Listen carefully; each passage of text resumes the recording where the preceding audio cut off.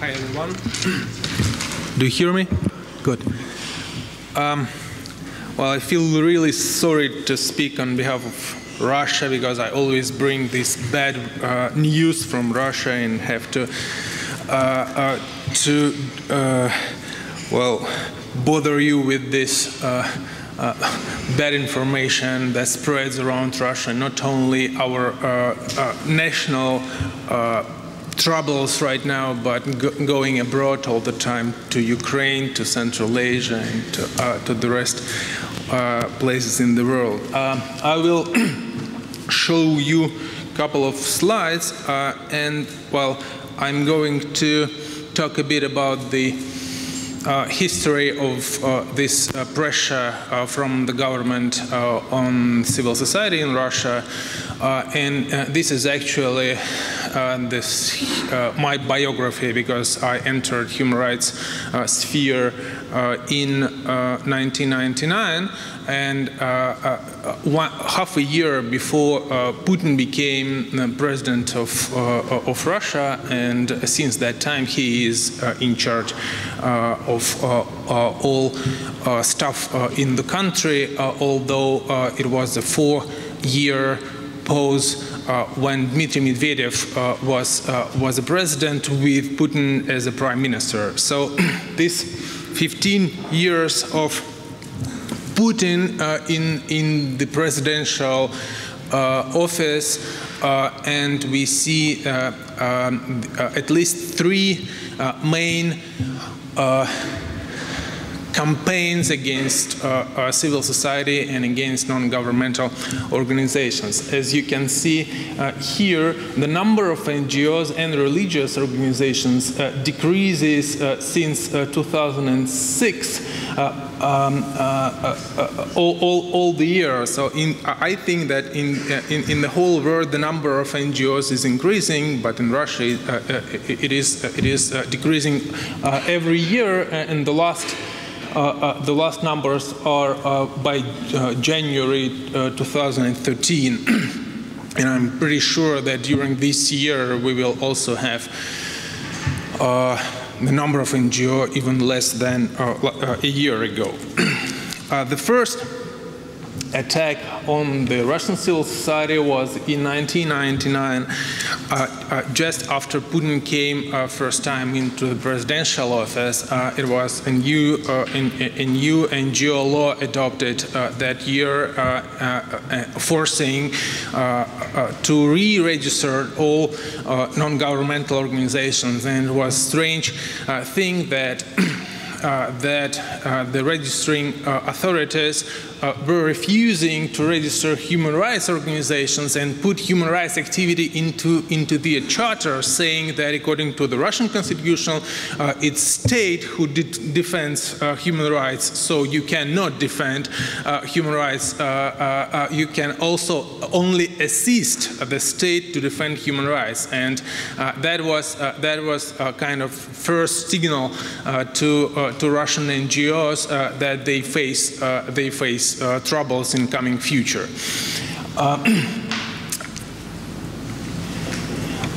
The bigger trouble came up in 2004. Actually, in 2003, Putin, for the first time, said that he doesn't like the foreign funding of Russian non-governmental organizations. So that was the first time. It was 11 years ago. 10 years ago, actually in May 2004, he had a federal speech to the Russian parliament saying that there are certain NGOs getting foreign funds and they cannot buy the hand that feeds. And it was a clear signal to Russian law enforcement agencies and to parliament to adopt a new NGO law. It is known as a new NGO law, introducing annual reports for non-governmental organizations. Strictly saying, nothing special. I mean, it's like 1 or 2 or 3 pages annual report foreign NGOs that they proceed their activities and they do these certain projects and they receive certain funds from certain sources. Nothing is prohibited, but the thing was that up to 75% of all Russian NGOs could not fulfill this obligation, and by the beginning of 2008, they faced the possibility of closure from the Ministry of Justice, and it was a huge number of checks and inspections throughout Russia during 2006 and 2007, and we were, as a human rights organization, as AGORA Association, we started defending NGOs in Russia in spring 2006, and we had several dozens of court cases during 2 years, trying to diminish the harm of this new legislation. Things changed at the beginning of 2008, when Dmitry Medvedev, who is a liberal friend of Putin, decided to run on presidential office, and it was presidential elections in March 2008. And he promised publicly to stop pressure on NGOs in Russia if he was elected. He was elected. And the interesting thing is that since that time, the governmental pressure on NGO was just paused. So since 2008 to 2012, we had almost no one case of NGOs in Russian courts. Nothing happened except just minimal troubles they face absolutely with no any political will under that. Things has changed when President Putin came back into the presidential office. So this shows that all this administrative pressure on Russian civil society is absolutely manipulated. It's absolutely under control of the Russian federal government. It's absolutely under control of the man who is in charge in the Russian Kremlin. So when they changed, the administrative pressure came back. At the same time, in 2012, and actually we are currently in the middle of this new stage of pressure on civil society, which started in 2012, 2 years ago. Some events were before that. Well, when Medvedev was the Russian president, it was a liberal 4 years for Russian society. He is a real fan of internet, for example, and during him as a president, the number of internet users in Russia grew from 10 million to 50 million people. And currently we have more than 70 million Russians using internet almost daily.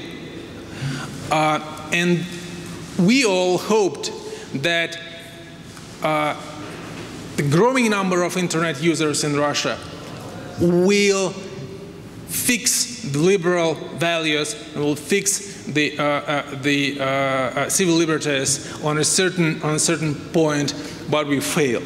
We were wrong. In September 2012, Putin and Medvedev decided to switch. Medvedev will go on the Putin's office as a prime minister, and Putin will would go back on the presidential office. So not Russians would elect; they too decided who will be the next president of the Russian Federation in 2012. Russians feel insulted by that, and they went on streets. And probably you remember those protests in Moscow, especially in December 2011 and in January 2012. And in February 2012, it was a action of Pussy Riot band in the Russian church.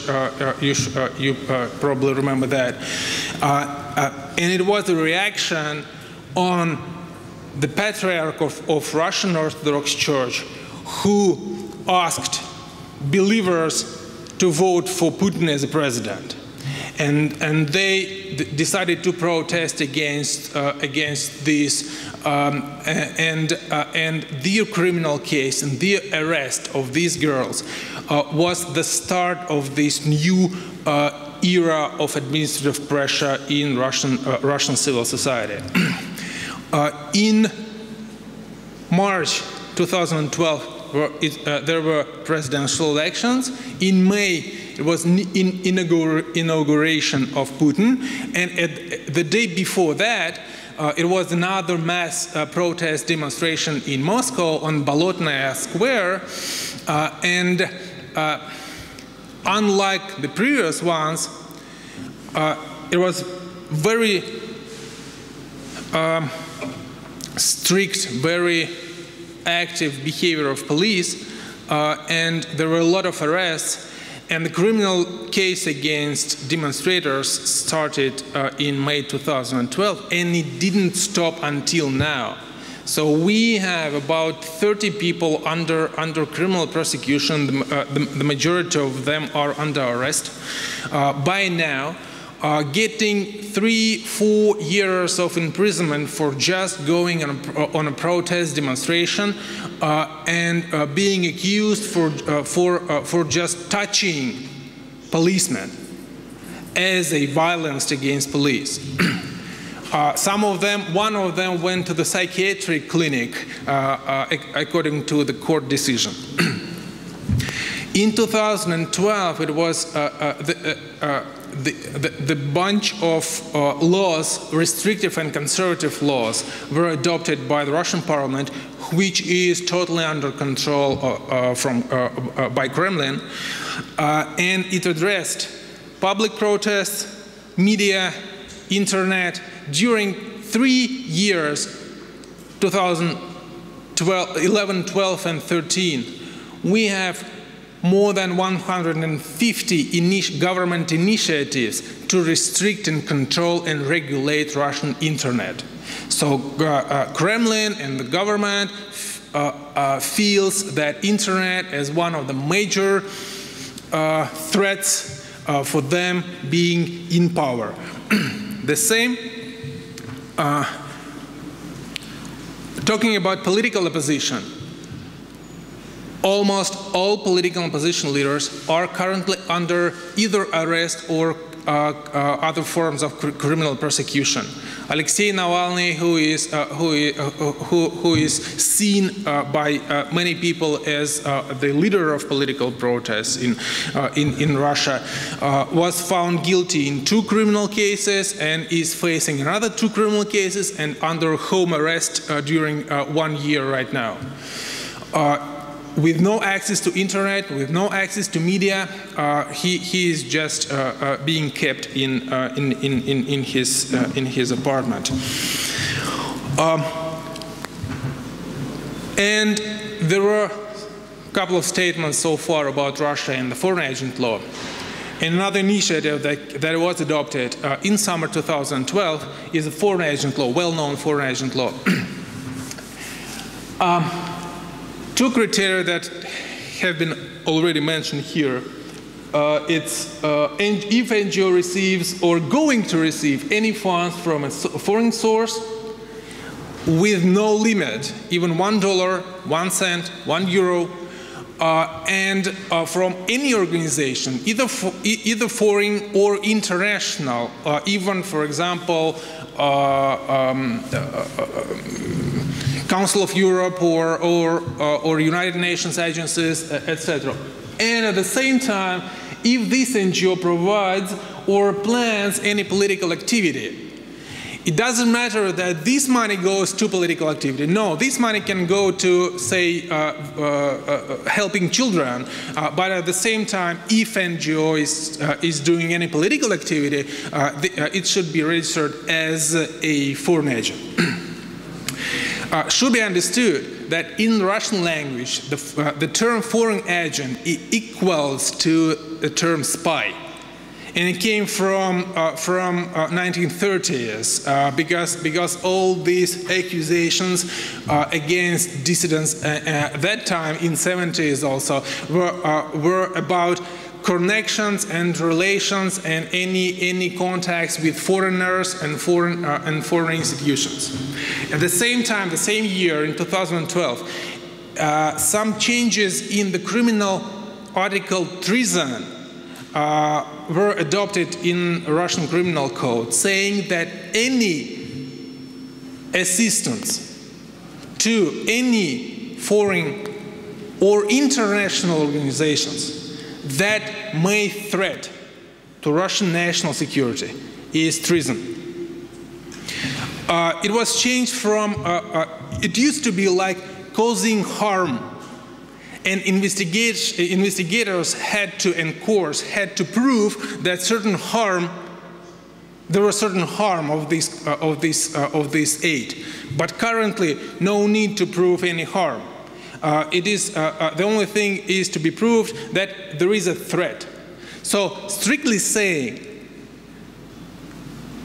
even a complaint to the European Court of Human Rights on a sensitive issue of human rights violations in the Russian Federation can be considered as treason according to Russian criminal code, because this is provision of information to an international institution that may cause, that may threat Russian national security, for example. The thing is that during 2 years of this foreign agent law, only one pro-governmental organization has been registered in the list.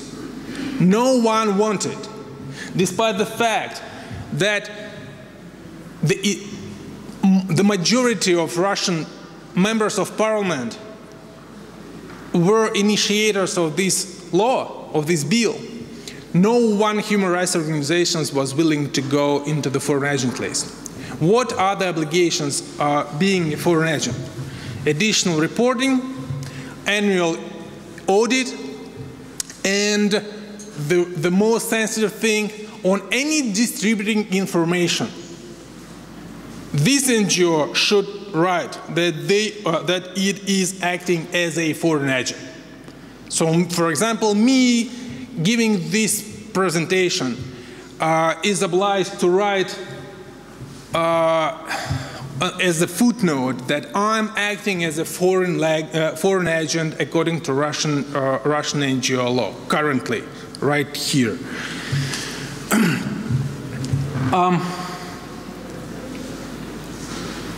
And just 2 days ago, the upper chamber of Russian parliament adopted an amendment allowing the Ministry of Justice to forcibly include NGOs into the foreign agent law.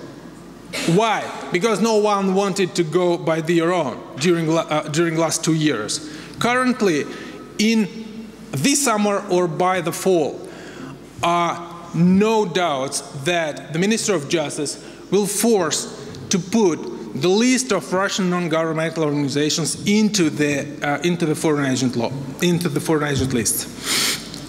Even us, for example, we since 2000, first pressure on us was in 2004 when two guys in masks raided our office and destroyed all our equipment, computers, scanners, etc. We faced more than 10 different checks and inspections during the last 5 years.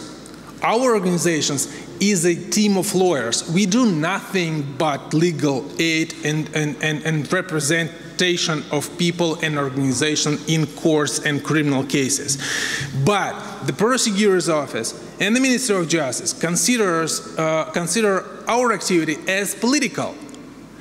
The same, for example, we made a list of activities that have been determined as political by the prosecutor's office, who launched a wide-scale inspections throughout the country last year. They've inspected more than 2,000 non-governmental organizations, and they considered more than 50 different activities as political, including, for example, there is an environmental organization in the Far East of Russia who deals with birds. And they got funds from some international birds foundation. And at the same time, they launched a petition to their local governor, asking to prohibit the hunting on birds. And this petition was considered by the prosecutors as an attempt to influence the government policy, so political activity. As long as they got funds from the International Birds Foundation and they were trying to influence governmental policies, they are foreign agents and they have to be registered as foreign agents. And that funny stories are around the country right now. The bad thing is, well, right now, there are bills in the Russian parliament that are trying to consider as foreign agent, to distribute this foreign agent law on research centers, educational institutions, and media. So even if any news website or any newspaper gets certain foreign funds, they may be also considered as foreign agent if these bills will be adopted. The worst thing is that these policies are distributing and are exporting to neighboring countries. It was an attempt to adopt the same foreign agent law in Ukraine with Yanukovych, with the previous, before the revolution. It was an attempt to adopt the same law in Kyrgyzstan. They couldn't do that, but the government was trying to do that. In Kazakhstan, in Armenia, which are really dependent on Kremlin and Russia, there are certain ways, certain signals and messages to civil society to do the same. So the question was what to do, focusing on lesson to learn. So please learn some lessons from the Russian Federation situation, right, which we have right now. But what we can do? That was we who went to the Russian Constitutional Court with the foreign agent law last month. We did not succeed 100%. The Constitutional Court didn't consider the law as unconstitutional, but we actually did not expect that. You could not expect that in Russia right now. Even in Turkey, the Constitutional Court just considered blocking of Twitter and YouTube as unconstitutional activity from the government. You cannot imagine that happen in Russia right now. But what we can do, we are trying to push all the stories in the courts and trying to go through all the court system up, to go to the Supreme Court, to go to the Constitutional Court, and to go to the European Court of Human Rights, to make as many court cases as we can. And I think that for us lawyers, at least, this is one of the very clear task, an idea. And the thing is that when the prosecutors started inspections in NGOs last year in Russia, we initiated 20 court cases. And the idea was to win at least in one, to show that this is possible, to show that NGOs can win. In reality, we won in 16 of 20.